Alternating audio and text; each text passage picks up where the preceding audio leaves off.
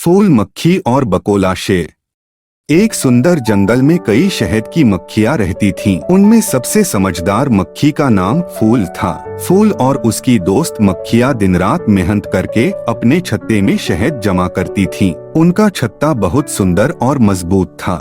एक दिन जंगल में एक शेर आ गया जिसका नाम बकोला था। वह बहुत गुस्सैल और ताकतवर था और किसी भी जानवर को अपने रास्ते में नहीं आने देता था। जब बकोला शेर ने जंगल में कदम रखा तो सारे जानवर डर गए। वे जानते थे कि शेर के सामने कोई भी कुछ नहीं कर सकता। शेर ने शहद की मक्खियां देखी और घृणा से कहा, ये छोटे छोटे कीड़े शहद जमा करते हैं, मुझे ये पसंद नहीं। मैं इस छत्ते को नष्ट कर दूंगा और इन मक्खियों को भगा दूंगा।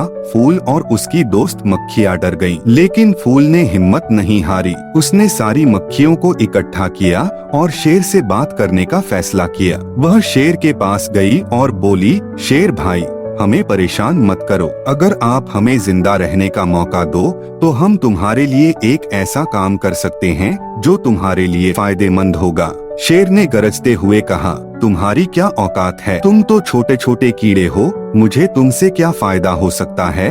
फूल ने कहा, हम छोटे जरूर हैं, लेकिन हमारे पास एक खास ताकत है। अगर आप हमें कुछ दिन का समय दें तो हम आपको ऐसा शहद देंगे जिससे आपकी ताकत और शक्ति में जबरदस्त बढ़ोतरी होगी। शेर ने मक्खी की बात सुनी और कहा, ठीक है, तुम्हें समय दिया जाएगा, लेकिन अगर तुमने वादा पूरा नहीं किया तो तुम्हें सजा मिलेगी। मक्खियां तुरंत अपने छत्ते में लौट आईं और कड़ी मेहनत शुरू कर दी। उन्होंने बकोला शेर के लिए एक खास प्रकार का शहद तैयार किया जिसमें प्राकृतिक जड़ी बूटियों का रस भी मिला हुआ था। कुछ दिनों बाद जब शहद तैयार हुआ, फूल और उसकी साथी मक्खियां बकोला शेर के पास गईं। जब शेर ने वह शहद खाया तो उसकी ताकत में बहुत वृद्धि हुई। शेर ने अपनी नई ताकत का फायदा उठाया, लेकिन जैसे ही उसकी ताकत बढ़ी, उसका घमंड भी बढ़ गया और वह फिर से जंगल के जानवरों को परेशान करने लगा। मक्खियां जानती थीं कि शेर का घमंड उसके लिए नुकसानदायक साबित होगा,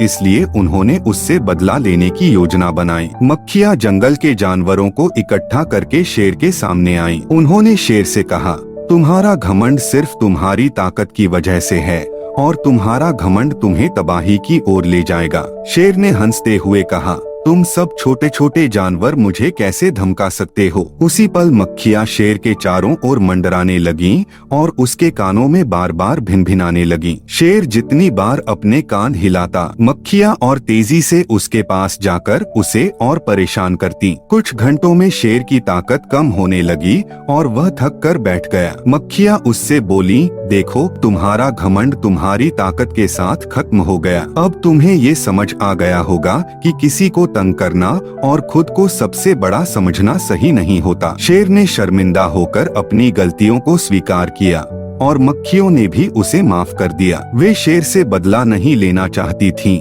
बल्कि उसे एक सबक सिखाना चाहती थीं। यह कहानी हमें सिखाती है कि ताकत केवल शारीरिक नहीं होती, बल्कि बुद्धि, समझदारी और प्रेम उससे कहीं अधिक शक्तिशाली होते हैं। घमंड इंसान को बर्बादी की ओर ले जाता है और जो छोटे दिखाई देते हैं वे भी बड़ी ताकत रख सकते हैं। इन मक्खियों के लिए एक लाइक तो बनता है।